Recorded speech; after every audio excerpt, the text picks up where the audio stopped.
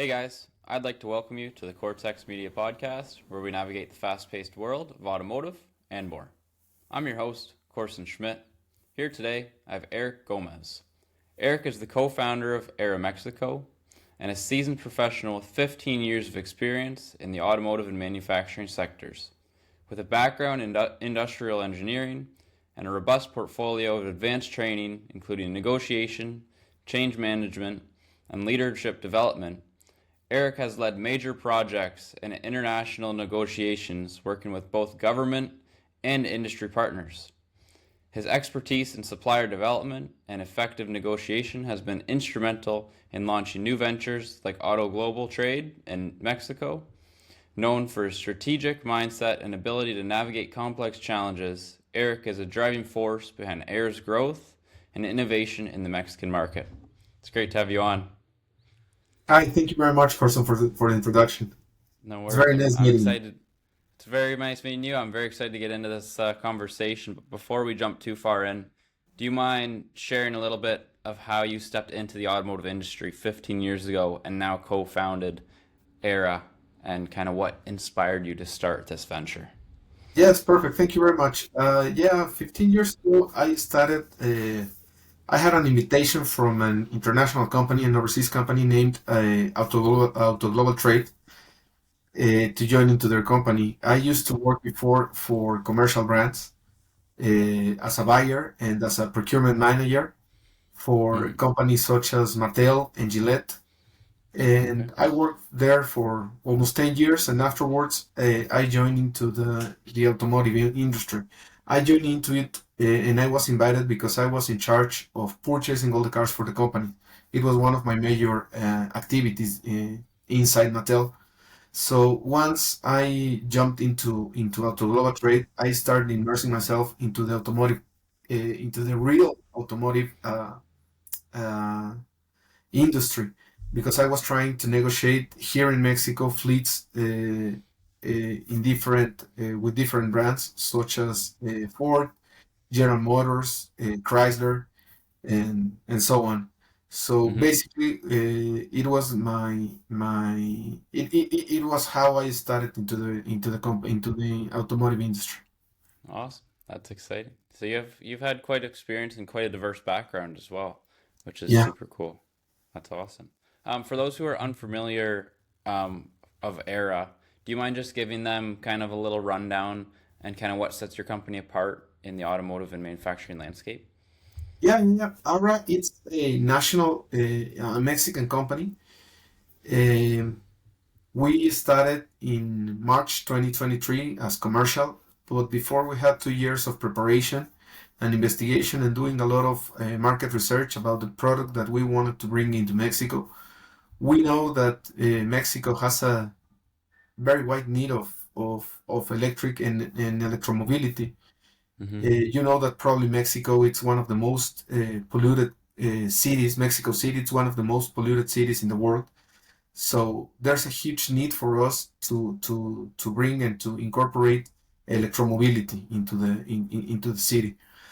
Nonetheless, we had a lot of traffic here, so this is a huge bump to for the environmental uh, stuff. So once we identify this type of needs, it's where we wanted to bring in ARRA. I was invited by a diverse group of people. One of them is one of the founders, which Mm-hmm. is Hunter Pay. He is a a U.S. citizen. He has a lot of experience into the automotive industry, and one Mm-hmm. of his backgrounds is that he was a designer of many electric vehicles. He participated developing units like the Hummer, like the Wow. diverse products for BYD, Yeah. for Haibao, for different companies, and that's how he started. He had a view to incorporate of all of his designs and all of his, let's say, of his supply chain Mm-hmm. to bring these type of products into Mexico. That's awesome. Super Yeah. cool. That's amazing. Yeah, Sorry, I just realized that I was calling it ARRA instead of ARRA. It's ARRA, right? yes, because in Mexico Okay. the A it's pronounced as A, so it is Gotcha. called ARRA. Yeah, All right. All right. I'll keep that. I'll keep that for next time I ask a question. no worries, no But worries, it's okay. And also, one of the other things is that we are trying here in Mexico to partner with different type of clients in order to hmm increase our volumes, and we have been working a lot and trying to develop some strategies to grow as a company and also to bring different products into our portfolio. for sure. What other products are you wanting to bring into your portfolio? Right now, we are working in a lot of commercial products. Basically, we identified that there's a huge competitors hmm in the sedan vehicles. So we Okay. identified also that there's a huge need in Mexico City for electric commercial vans. So we are Okay. trying to incorporate diverse type of these products, the commercial products, For sure. basically. That's awesome. What Mhm. type of models do you guys make at the moment? Do you guys We are have two models right now. One is the EW1, which is a commercial van, very good van, 260 kilometers wow. of range, drive range, Yeah. with 1.4, almost 1.4 tons of capacity, of load capacity, Wow. 6.3 cubic meters for load for storage. And hmm basically, this unit it has been our most sellable product. The other one that we have it's the ARRA 3. The ARRA 3 it's one sedan, 5-passenger sedan. The one with the most autonomy here in Mexico, 610 kilometers of autonomy, the Wow. drive range. With this one, we wanted to change the whole perspective of the electric cars because some of them are considered as a second car because they have not much drive range. And hmm with this, we are trying to change that completely away from the mindset of the people. In fact, one of the first projects that we did is that with one of our distributors, with one of our distributors channel, which is based in Mexicali, we did a road trip from Mexico City all the way to Mexicali, probably around Wow. 2,600 kilometers, trying to test our product and trying to test our the charging capacity that the country has.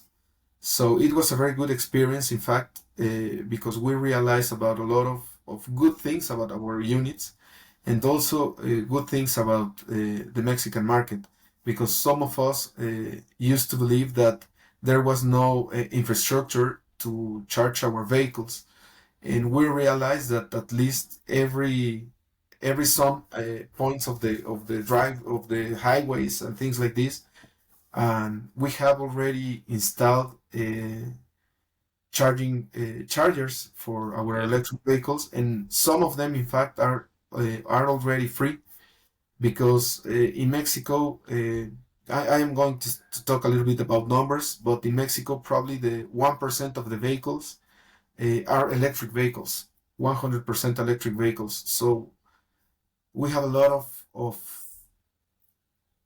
market share that we want to capture from this For and sure. to try to push for it.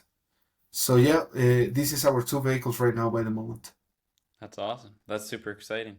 Are you Yes, looking to come out with some new vehicles soon? You said you guys want to look more in in the commercial side. Are you looking to kind of yes.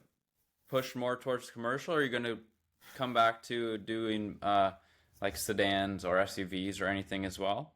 No, we are trying to keep in the commercial right now to expand our commercial catalog. In fact, right now we have a passenger van, the same EW1, but as a passenger van. One of our Okay, distributors pushed us so much to have this unit because in his market there's a huge need for public transportation with this type of measures and characteristics that we have for our vehicle. for So sure. yeah, we are trying to bring in a passenger van another one with a cooler system, another one a little bit bigger, and another one a little bit smaller. Okay, really cool. Yeah. So morely commercial vans is what you're gonna try to push for. Yes, because in Mexico there's a huge the market is growing a lot. The last mile delivery market it's growing so much in a very huge steps for the industry. And Mm-hmm. we are trying to partner right now with some clients that are interested in buying our cars, and also we are trying to bring in some contracts with the government in order to increase our volumes. That's super cool. That's awesome. So Yeah. you said earlier that there's a lack of electric EV charging infrastructure. Is that Yes. something that's really going to change in the next few years, and you're going to see a lot more chargers around Mexico because people are pushing towards electric vehicles? Yes, the infrastructure needs to grow definitely.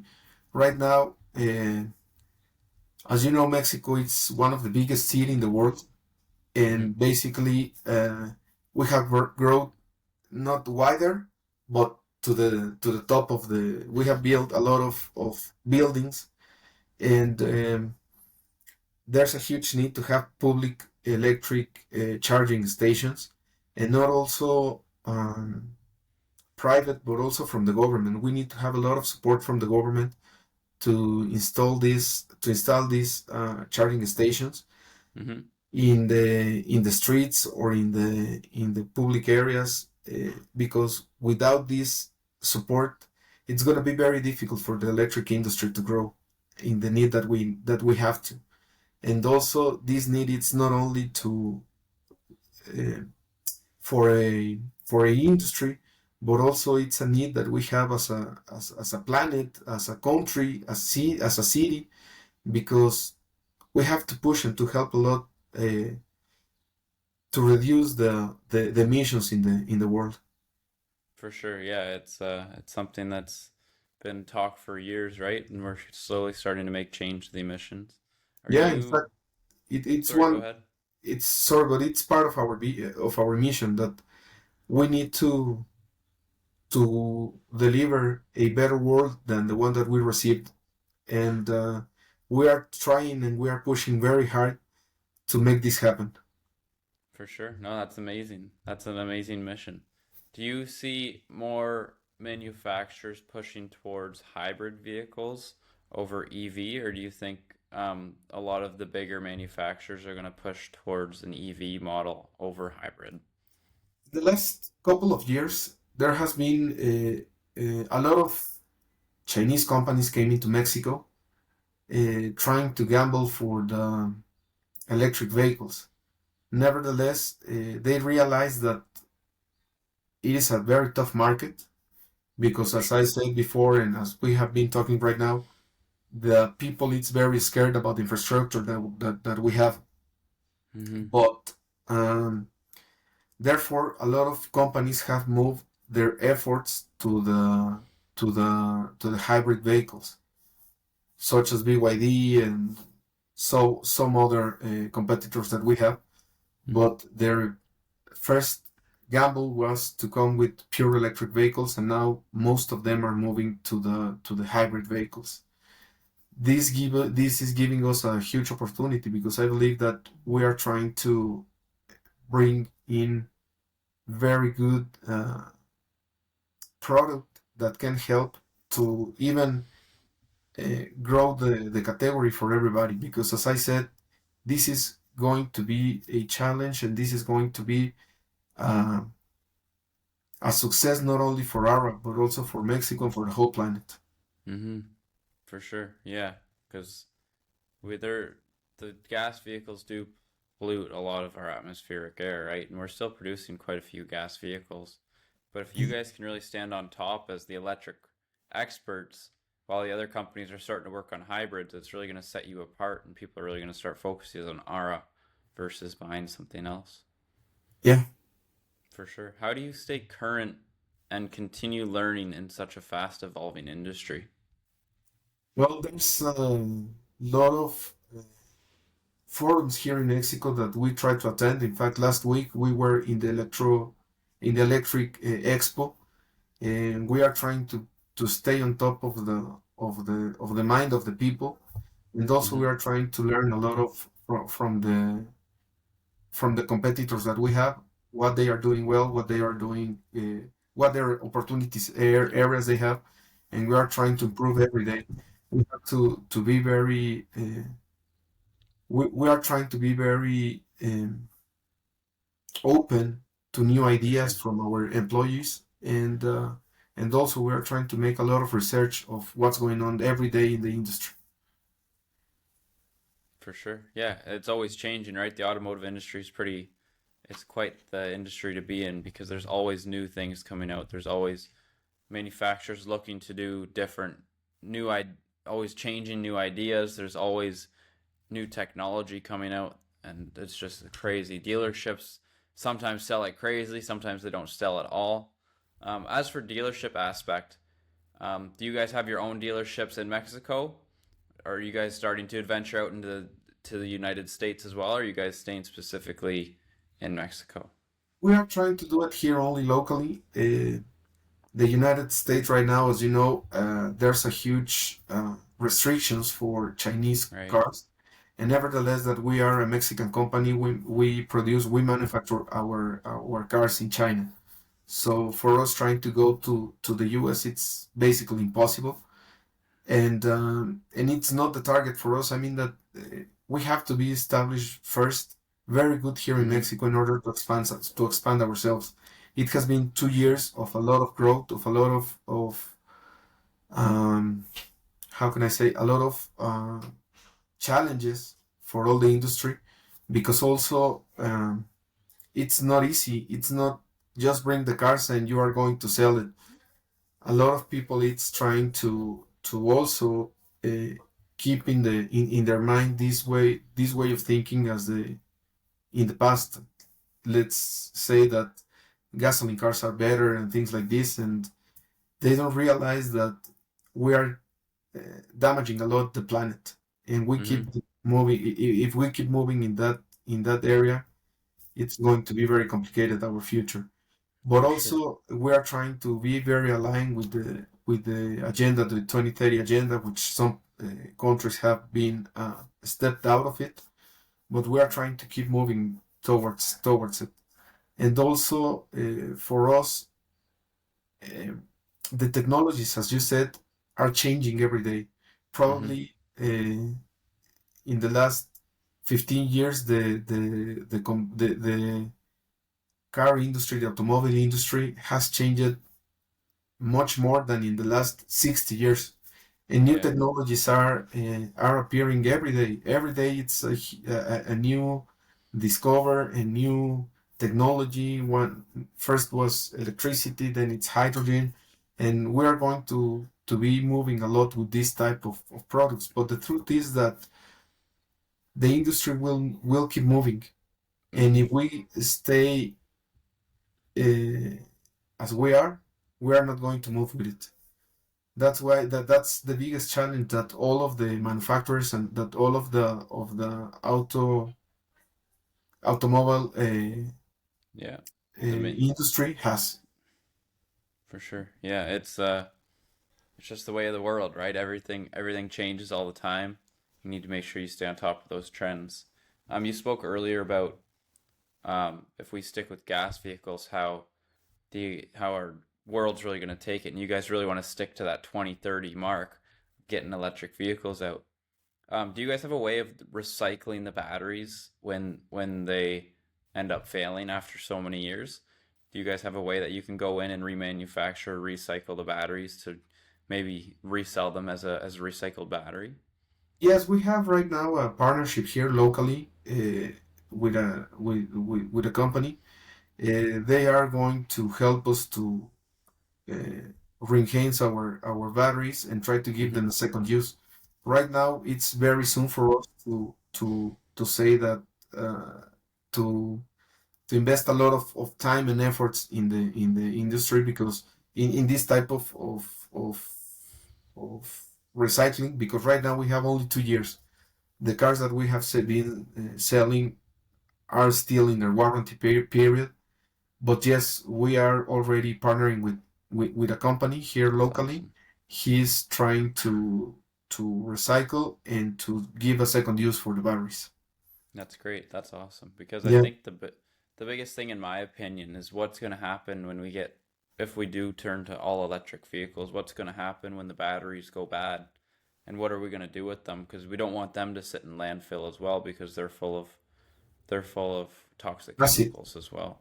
Yeah, yeah. In fact, there's big,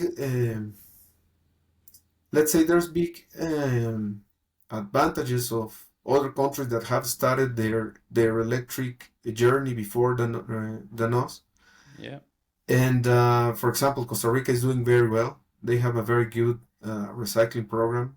Some of the countries are using, in fact, these batteries to retain energy for houses as power banks and things like this. So I believe that every day, as I said before, the technology is changing, and we are going to have a very good use for our batteries for once sure, they are done.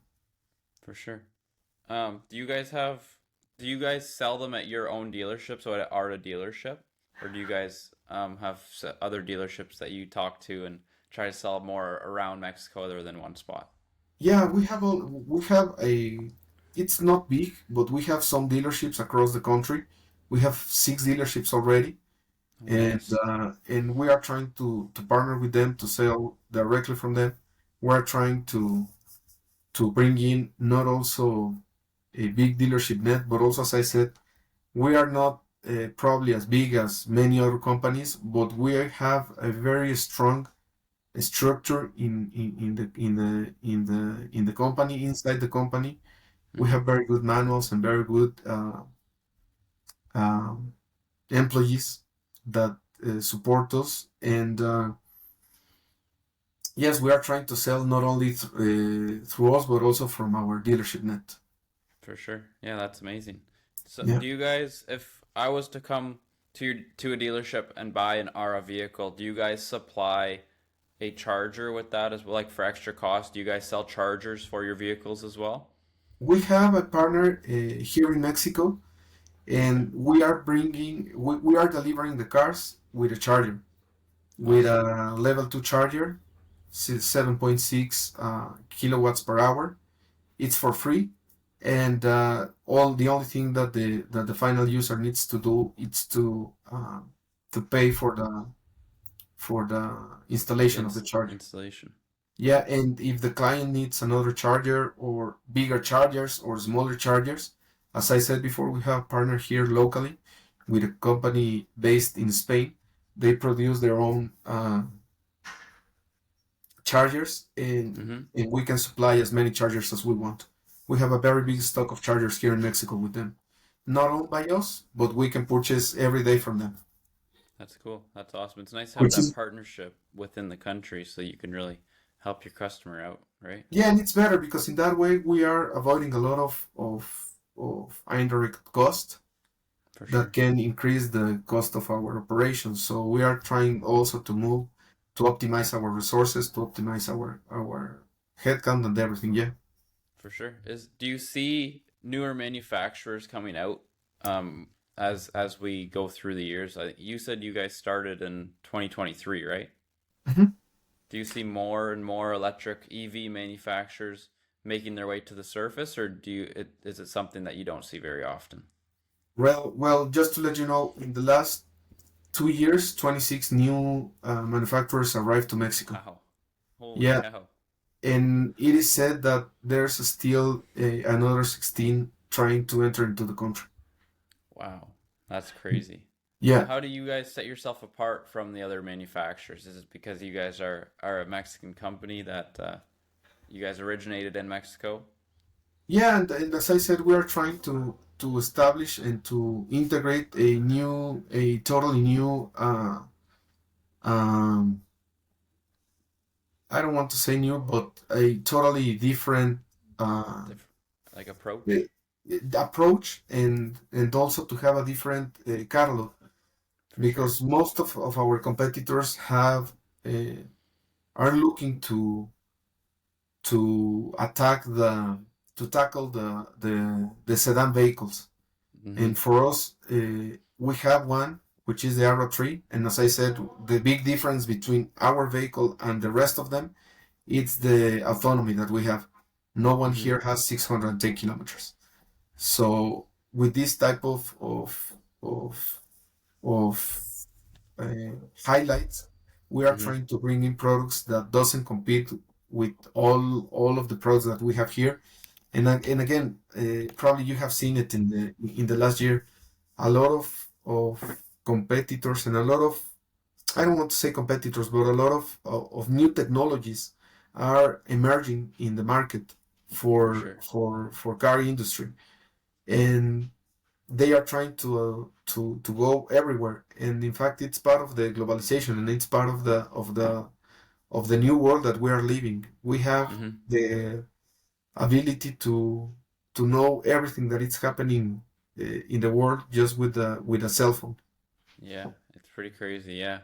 Yeah, It's crazy. So with that advancement in technology, do you see any new battery technology advancements as well within the vehicle, or are battery technology starting to get a lot better and the ranges like from year to year, are you seeing new versions of batteries and new built batteries getting ranges super a lot further within vehicles I with believe the that advancement?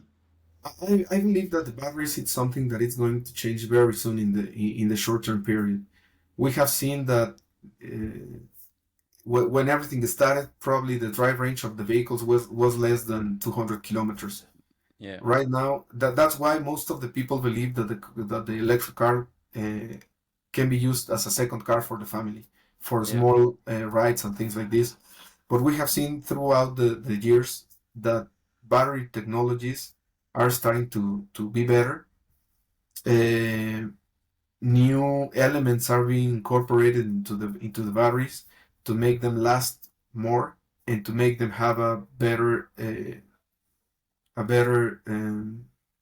like life expectancy life, almost. not only the life but also the autonomy. Mm-hmm. Because at the end, probably, well, you know that one of the biggest cost of the car is the battery, Yeah, and if it's bigger, it's going to be better, and for it's going to sure. be more expensive. So right now, with all things happening in the world, probably we will see new elements being incorporated into the batteries that will make them be cheaper, I hope, and with better drive range, For basically. sure. Yeah, I see very much that soon it's going to start the 1,000 kilometer autonomy cars and things like this. for Very, very sure. soon. And it's gonna be life changing, right? Because if you can Yes. hop in your vehicle and go 1,000 kilometers, you can go a lot of places going 1,000 kilometers. Like ICE vehicles right now can only they probably max out around 500 kilometers a tank. That would probably be the max you can get in a regular sedan combustion engine. I'd assume just kind of ballpark. So if you can get double that, that's pretty crazy. And it's not you're not a lot of people aren't driving much further than 1,000 kilometers, so they'll get to their destination, then they can charge up, and Yeah. they don't have to charge along the way, which is super handy. Yeah. And it's also one of the things that we have to understand, and we have to educate the people, because everybody's trying to say that, oh, we need a car for with 1,000 kilometers drive range and things like this. But let's be honest, I believe that not much of the people use that drive range nowadays, not even with a gasoline car. Yeah, One of the things that I spoke with the people here in Mexico, here when I go to see them and talk about the car and trying to convince them for an electric fleet, is that how much do you drive per day? 60 kilometers, 100 kilometers here in the city, mm-hmm. like in cities like Mexico City, you cannot do more than 100 kilometers because the traffic is so bad. For Yeah, those 100 kilometers, you are going to spend 8 hours on the traffic for those 100 kilometers. So yeah, being honest, like all these cargo vans and things like this are perfect for the country. And if we increase the battery, probably we will have a little bit more relief from ourselves. For But sure. it's not that you are going to have to use that drive range every day. Yeah, yeah, for sure. I have a question about the vehicle themselves. I've been thinking about this with electric vehicles. Is it possible to manufacture an electric vehicle that basically has an alternator that runs off the drive line that can recharge the engine while you're driving? I believe yes, and in fact there this kind of uh, wireless chargers are being implemented in some highways already. But in Mexico right now, we do not have that kind of technology, and probably it's something that is going to happen probably in 10 years or something like that. Right now, the main the importance that we have is to start establishing a good um, charging network in the country. For sure. Yeah, get that foundation built so you guys will have chargers around for people to use their vehicles. And Mhm. have the infrastructure there when they need it, right? And when they need their vehicle charged, they have something to go to right away. Yeah, and also something that we need to understand in Mexico is that probably is one of it's we are one of the countries with the most radiation in the world, Mm-hmm. and we need to start um, adapting ourselves into these new technologies and new energy products, and we have to start investing in a lot of solar panels, trying to capture all this solar energy and try to Mm-hmm. use it for electromobility, because in the end it's going to happen that if we keep growing as we want in the electromobility industry, it's going to be a shutdown at some point with the uh, current net that we have. It's not going to be enough to support all of the cars that we want to bring in as an industry, not talking only about ARRA, but as an Yeah, industry. So in the for end, sure. we have to start adapting ourselves and to bring in new ways to produce this type of energy that it's going to be very needed in the short period. For sure. Yeah, it's gonna make a if we keep even in the United States, we're starting to get run out of power, and then the United States is huge and they have massive infrastructure with this kind of thing, but they're still in the same boat, right? I think everyone's in the same boat where that we need to find a new way to create a little bit more power so we can really keep these EV vehicles online, keep them Yeah, charging, make sure we have that infrastructure to do it. yeah, and then we have to take advantage as a country of the radiation that we have. We have sun probably Yeah, 350 days a year, yeah, so we have to take advantage of it, definitely. for sure. Yeah, it's an amazing idea. And I was speaking to a gentleman last week that makes chargers and stuff, and they're looking into the solar power charging and stuff as well, Mhm. which is really cool. But he said he hasn't figured it out yet. So, um, I forget what his company was called, but I'll send you the information after the podcast to his Yeah, company for sure. yeah, but I believe that we are very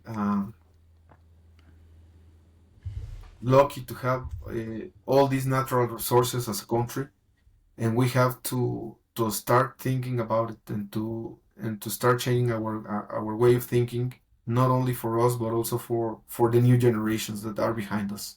Mm-hmm, for sure. Yeah, we can't leave them with our disasters, right? We got to make sure that they can control everything and as well. We we have created so much disaster already. Yeah, we have. At least we can fix it a little bit. Yeah, Hopefully, hopefully, as long as everyone keeps pushing towards it, right? As soon as we get one person to turn their head the other way, people are going to follow because they don't want. People don't like change, and people don't like following change. But it's something that really needs to happen with the direction that we've went yeah, and everything. in the last 100 years. Yeah, and everything starts with a stone. Everything starts with a step. So we want to be part of it. We want to For make sure. to set the foundation to to have a better world. For sure. It's yeah, it's something that we need, right? It's something that could be a huge advantage to our future generation. We can't yeah, we got to keep going. We got to make sure that we clean everything up. Yeah. And you're pushing towards that, and that's amazing. Um, what are Mm. some of the biggest challenges facing automotive suppliers and manufacturers in Mexico, and how is ARRA positioning to address those challenges? Probably the biggest challenge is the tariffs that we are starting to pay for the electric industry. For example, in the US, you have a lot of benefits for electric vehicles. Here in Mm-hmm. Mexico, we don't. And the one that we had for 4 years, it has been removed already in October 1st, which was that we were not paying a tariff and a duty. Right now, we have to pay for it. It's 15 additional. And these type of things just make the cars a little bit more expensive. For So sure. we have to, the biggest challenge is to, for us, it's to try to improve all of our process to keep lower cost in our product, to keep the distribution of it. And also one of the biggest challenge that most of the companies have right now, it's a spare part and training for the mechanics to make For sure. all the services of the cars and things like this. This is one of the biggest challenges that we have here. For us, it has been very tough. We have learned a lot. And one of the things that we have is that we have a good warehouse with a lot of uh, pieces for all of our cars. Basically, when we have had a crash or we have had some issues in the cars, we have the warranty that we are going to that we have the part here, and if we don't, we have a 2 weeks warranty to deliver that part here into Mexico.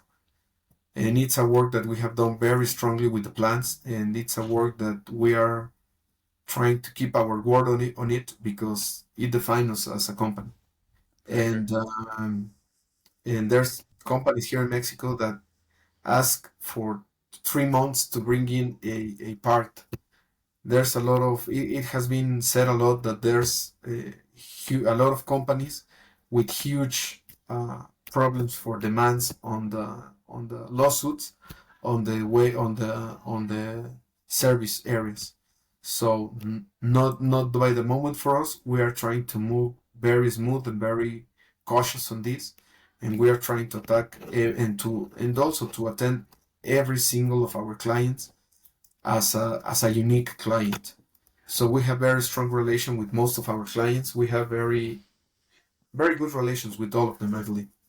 For sure. That's amazing. And that's what matters, right? If, as long as you can keep your customer happy and they can, if they need a part, they can find the part and it's cheap and easy and it comes quick.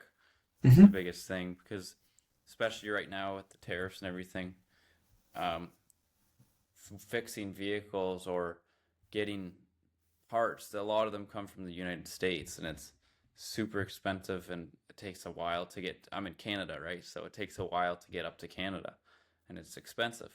But if, yeah, if you guys can get a part in within 2 weeks, keep it nice, lower costing and convenient for the customer, that's huge as long as you're looking back for the customer, right? Yeah, and also we are trying to start developing some of the parts here locally. For example, the brakes Mm-hmm. and things like this. We are trying to do it locally in order to improve the response time. And yeah, For sure. it's Yeah, it's a no, that, it's a huge challenge for everybody because at the end, these new products that we have, there's no historical products like this here in Mexico. And for example, with the shocks, the absorber shocks, it's not the same ones that the gasoline car uses. Not yeah, because they are different, but also it's more than related to the weight of the vehicle and things like this. So yeah, we have to adapt ourselves and to try to to do different things here locally. If we for want to sure. succeed, we need to also the local support and we need the local development of no, of parts and pieces. For sure. No, that's totally true. What are some of the goals for the company? So you kind of spoke that you guys wanted to start making some in-house, but what are some of the goals in the next, or for the next 5 years? What's the long-term goal for the company? And then we'll touch on the short-term goals. Yeah, for us, it's to establish ourselves here locally, to be recognized as one of the biggest electric companies here in Mexico. Just to let you know, probably, as I said, 26 already arrived, and some of them have already gone from Mexico. So we Wow. are still alive. We are working to grow our market share, and we need to be recognized as one of the biggest electromobility companies here in Mexico. Once we do that, I believe that we are going to be able to expand ourselves to the south of the continent, to Latin America, That's which awesome. is our next goal. Yeah, for sure. For sure. Yeah. And what are some of the short-term goals to hit that, to hit those targets, to really get your name out there and really show that you guys have an amazing product as long as people listen and Uh, will actually buy? I believe that the short-term goal is to start um, a volume that it's interesting for everybody, that can in fact attract some investors to the company, to grow more than we have been in the last years. Um, for us, the target of 1,000 units, it's still reachable, and yeah, we have to move in that way, and we are sure uh, that we will make it. If not in this year, in the 2026, it's going to be the year For for sure. us. And it's always going to be pushing electric vehicles as well. Like that's been the talk for the past 5 years, and it's going to be the talk for the next 5 years is Yeah, electric vehicles. So as long as you guys can stay on top of the leaderboards and be known for that good electric brand and that good vehicle, people are gonna look your way and people are gonna buy your vehicle yeah, I think for so. sure. We believe in that, and we believe in ARRA, and we believe in our team, and we believe that we are working very hard to be positioned as one of the electric industry leaders. For sure. No, and it's bound to happen, right? Yeah, For sure. yeah. Who We have was invested a lot of time and a lot of efforts on it, so we are That's working good. on it. Yeah. Yeah, that's amazing. It sounds like you have a great team behind you as well. Yes, of course. We cannot grow without the team and without the people that believe in us, because at the end, everything started as a dream, and now we are seeing that it's a dream becoming true. Yeah, We have once said here in the company that uh, we are making the impossible possible. that's awesome. That should be Yeah. your slogan Yes. for sure. I Mhm. have one question. I have a couple questions here for you. Who is your biggest role model in your entrepreneurial journey now that you've started ARRA? Probably my the owner of the company that I used to work for, Auto Global Trade. Andreas, it's a big. Andreas, it's his name. It's one of the key rollers, the key models for me, and Mm-hmm. also one of my previous bosses when I used to work for Mattel. Mm-hmm. Um, Marianne Brennan. She taught me a lot about relations and about building relations with the people. And I believe that it's part of the things that drive me right now, and that makes us grow as a company. For sure. Yeah, totally. Yeah. Totally. Um, what are some of the most important lessons that you've learned so far throughout your journey? And what advice would you give to a younger entrepreneur wanting to get into the automotive manufacturing space? Um, it's very interesting because for me, it's very good to dream, to have Yeah, big dreams, but also to have the feet on the floor, because without it, you can just dream, and you do not live by just dreaming. You have to set a big goal, dream on it, but also work every step to get there. And one of my biggest advice is that you have to be surrounded by good people people with your same interests, with your same ambitions, and also that you believe that in the areas that they are expert, that they are better than you, because in that way you are going to have a stronger team, and you are going to learn from your partners, and believe in God. God puts the things in the way that He wants to, or the way that you need to. So yeah, I believe that these are my suggestions for That's them. amazing. That's awesome. Well, thank Yeah. you. And what are some of the most important lessons that you've learned through your journey so far? Um, the relations are very important, and sometimes people it's naive and believe that relations do not represent anything, but yes, relations represents everything. So you are not going to grow an empire just by yourself. You have to have good partners, to have very good relations, and to keep moving every day. And you have to do something that it's, I would like to say that it's part of the things that drives me, which is the talk needs to be the same as the video. Mm-hmm. So, which is lead by example. If you want to go in a direction, move yourself as well in that direction, just not with the talk, but also with yeah, with everything With the and action. on the actions.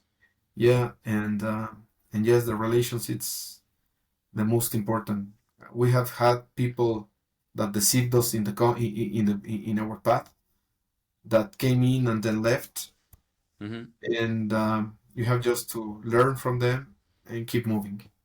For sure. No, that's amazing. That's some amazing advice and some big lessons that you've learned along the way, but it's totally true, right? You need to have good relationships with people, and you need to have those people there to help you grow, and those people there to help you run your business, because if you didn't have them, any business wouldn't be anywhere near where they are now, right?